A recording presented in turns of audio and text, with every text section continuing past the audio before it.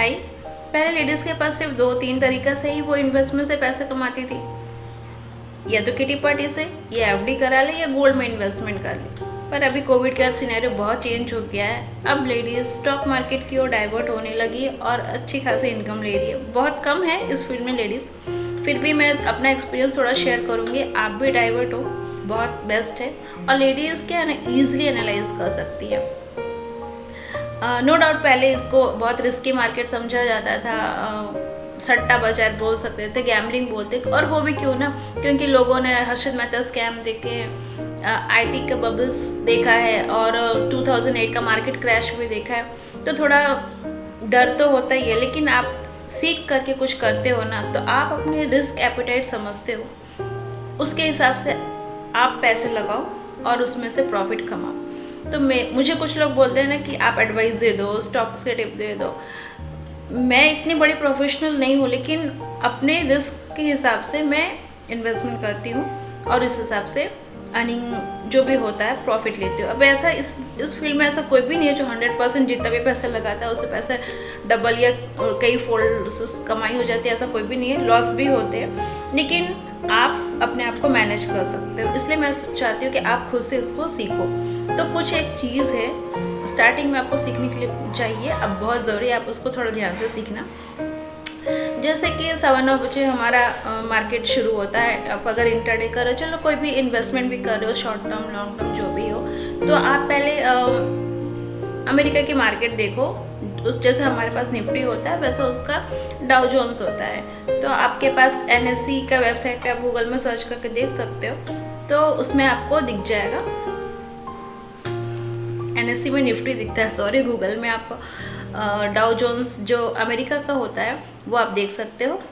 Actually क्या है ना कि हम बहुत क्रूड ऑयल हो गया, डॉलर इंडेक्स हो गया, ये सब हम कहीं ना कहीं इन्फ्लुएंस तो करता है। नो डाउट हम इंडियंस जो भी इंडिपेंडेंट है और अपना अच्छा खासा कर सकते हैं, फिर भी कुछ चीज़ों में बाहर की कंट्री का इन्फ्लुएंस तो होता ही है। अब ऐसा भी नहीं कि टिप टू टिप जो वो जैसे बढ़ेंगे वैसे हम भी बढ़ेंगे, या जैसे गिरोगे वैसे हम भी गिरेंगे, लेकिन पैटर्न ऑलमोस्ट बहुत हद तक मैच करता है। इसलिए थोड़ा एक प्रीव्यू लेने के लिए आप डाउ जोन्स देख सकते हो स्टार्टिंग मार्केट शुरू होने से पहले, और फिर पूरा दिन जो चलता रहता है उसमें आप डाउ जोन्स का फ्यूचर्स देख सकते हो। investing.com का एक वेबसाइट है, बहुत अच्छी वेबसाइट, आप वहाँ पर बहुत कुछ आप देख सकते हो। आप अपना पोर्टफोलियो में आप एनालाइज कर सकते हो। तो ये 1-2 वेबसाइट है ना, वो आप अपने फ़ोन पे जरूर से रखना। और सारा दिन में डाउ फीचर्स आप देख सकते हो। और 12:30 बजे, 1 बजे, 1:30 बजे इस टाइम में मार्केट्स, फॉरेन मार्केट्स ओपन होते हैं, तो वो आप थोड़ा ट्रैक करना, क्योंकि उस वक्त मार्केट थोड़ा वॉलेटाइल होता है, उसके जैसा हम भी थोड़ा रिएक्ट करने लगते हैं। वैसे हम इंडियन से बहुत कैपेबल है, और ऐसे भी इंडियन की इकोनॉमी तो अच्छी ही है, ठीक है। तो एक ये चीज़ आप ध्यान रखना। दूसरा, आपके कुछ रूल्स होने चाहिए। देखो, ट्रेड कैसे लेना है, किस स्टॉक को आप सेलेक्ट करना है, आपको टाइम फ्रेम देखना है। आप डेली का टाइम फ्रेम देखो, वीकली का टाइम फ्रेम देखो, इसमें बहुत सारे टाइम फ्रेम होता है। 5 मिनट का भी आप देख सकते हो, 15 मिनट भी देख सकते हो, 1 घंटे भी देख सकते हो, 1 साल भी देख सकते हो, 5 साल भी देख सकते हो, आपको ये नहीं। लेकिन आपको स्टार्टिंग में जो देखना है ना, शॉर्ट टर्म के लिए अगर आप ले रहे हो तो आप डेली का चार्ट देखो, आप वीकली का चार्ट देखो, ठीक है। अगर दोनों का चार्ट ऊपर की ओर बढ़ रहा है, मतलब अप ट्रेंड कहलाता है, दोनों ही डेली और वीकली का जो भी है, तो उसमें आप कह सकते हैं कि हाँ मार्केट बुलिश है। अगर आप फिर आप क्या है, लो में आप बाई करो और हाई में सेल कर सकते हो। ऐसा ना हो कि डेली का चार्ट गिर रहा है और वीक वाला चार्ट ऊपर जा रहा है, तो वो आप वाला स्टॉक को छोड़ देना, ठीक है। दोनों का ट्रेंड सेम होना चाहिए, आइदर वो ऊपर की ओर जा रहा है, आइदर वो नीचे की ओर जा रहा है। अगर नीचे की ओर जा रहा है तो आप हाई प्राइस पे बाई करो, नीचे पे आप हाई प्राइस पे सेल करो, नीचे पे आप बाई करो, तो भी उसमें से आप प्रॉफिट गेन कर सकते हो। तो ऐसा स्टॉक सेलेक्ट करना जिसका कि डेली का चार्ट और वीक का चार्ट का ट्रेंड सेम हो। दूसरी बात, उसके बाद आप कौन सा उसमें तो आप स्टॉक सेलेक्ट हो जाते हैं। उसके बाद आता है कि आपको एंट्री कब करनी है।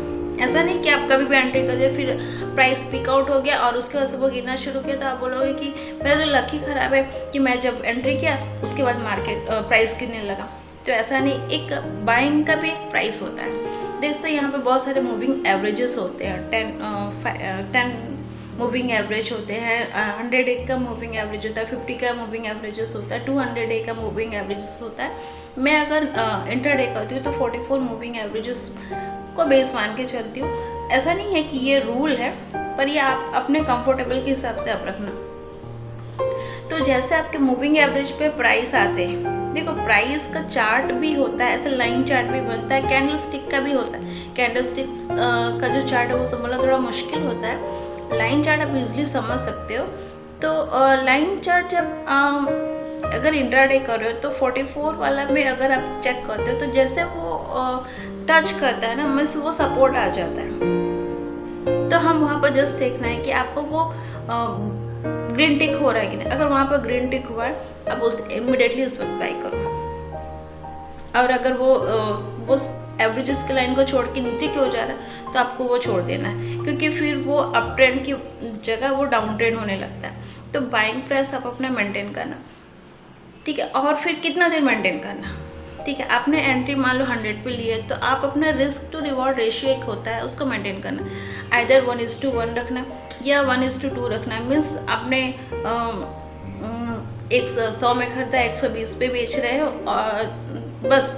और अगर नीचे उसका एक स्टॉप लॉस भी लगा के रखना कि अगर 90 के नीचे जाता है तो हम बेच देंगे। ऐसा नहीं कि हमको वेट करते रहेंगे कि नहीं अभी 90 है चलो 80 रहेंगे अभी वापस आ जाएगा। ऐसा इस चीज़ पे करके ट्रेडिंग नहीं होता है। आपको ना थोड़ा डिसिप्लिन मेंटेन करना कि आपने जब ट्रेड लिया है ना उस वक्त जो भी सोचा है वो आपको फॉलो करना है, ठीक है। अगर 120 गया, आपने देखा कि 130 भी जा रहा है तो मैं वेट करता हूँ कि अभी तो और भी जाएगा, ठीक है। चलो बहुत सारे केस में ऐसा होता भी है, लेकिन आपने जो सोचा है ना उस समय प्रॉफिट बुक करके निकल जाओ। भले आगे का ट्रेड आप फिर से लो, पर एक डिसिप्लिन मेंटेन होना ज़रूरी, क्योंकि वो हमारे साइकोलॉजी को अपना माइंड साइकोलॉजी पे हमको वर्क करना बहुत ज़रूरी। हम लालच में या डर में जो ट्रेडिंग करते हैं ना उसमें नुकसान तो होता ही होता है, और स्टार्टिंग के दिनों में ये गलती तो बहुत होती है। तो इस चीज़ का थोड़ा ध्यान रखना, डिसिप्लिन मेंटेन करना है। और मैं बुलिश होती हूँ इसलिए हमेशा बुलिश ही रहती हूँ, इसलिए मैंने हमेशा अप ट्रेंड के बारे में बोला, लेकिन गिरते मार्केट में भी लोग पैसे कमा सकते हैं। तो ये कुछ एक चीज़ आप ध्यान रखना, थोड़ा फॉरेन्स के मार्केट्स को थोड़ा फॉलो करना है, स्टॉक्स का सिलेक्शंस प्रॉपर होना है, और बाइंग एंट्री और एग्जिट भी हमको अपने डिसिप्लिन मेंटेन करके करना है। देखो नो डाउट इंडिया का मार्केट बहुत अच्छा है, क्योंकि इकोनॉमी हमारी बहुत अच्छी चल रही है। इस जून क्वार्टर में जो भी रिजल्ट्स आए हैं उसमें आउट ऑफ 2014 कंपनी की जो रिजल्ट है वो बहुत अच्छे रहे हैं। FIs का फ्लोज तो आता रहेगा, हम इंडियंस भी बहुत अच्छा करते हैं।